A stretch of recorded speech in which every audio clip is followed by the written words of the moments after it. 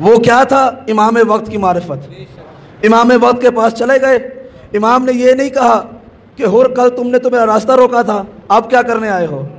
بھائی یہ کردار بیان ہو رہا ہے حسین ابن علی کا، امام چاہتے تو بیان کر دیتے نا، حر تم نے میرا راستہ روکا تھا، تم نے میرے گھوڑے کی لگام کو تھاما تھا، تم نے مجھ سے گستاخی کی تھی، تمہاری وجہ سے پانی بند ہوا، تمہاری وجہ سے ہم مشکلوں میں گرے، اب معافی مانگنے کیا کرنے کے لیے آئے ہو؟ حسین نے یہ نہیں کہا۔ جب کہا نا کہ حر آ رہا ہے، امام نے کہا اگر وہ محبت کے لیے آ رہا ہے تو اسے آنے دو۔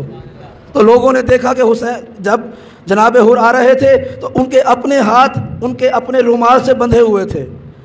جب پوچھا کیا کرنے آ رہا ہے؟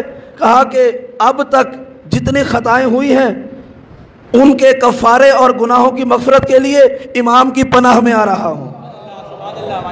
تو جب آئے امام نے بڑھ کے گلے سے لگا لیا، پچھلا کوئی عذر یاد نہیں کروایا، کوئی خطا کا تانا نہیں دیا، یہ ہے امام۔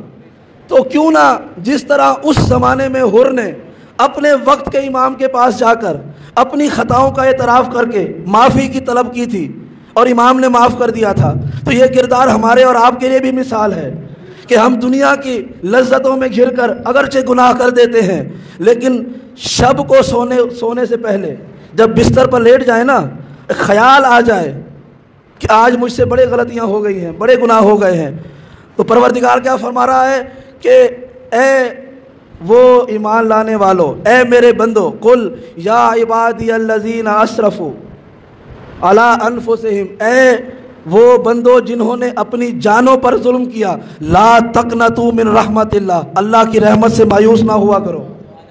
تو خدا ہر بندے کو کہہ رہا ہے اللہ کی رحمت سے مایوس نہ ہو، یعنی اپنی جانوں پہ ظلم ہو جائے تو خدا کی رحمت سے مایوس نہ ہو، چلے جاؤ اس کے پاس جسے اللہ نے اپنی رحمت بنا کر بھیجا ہے۔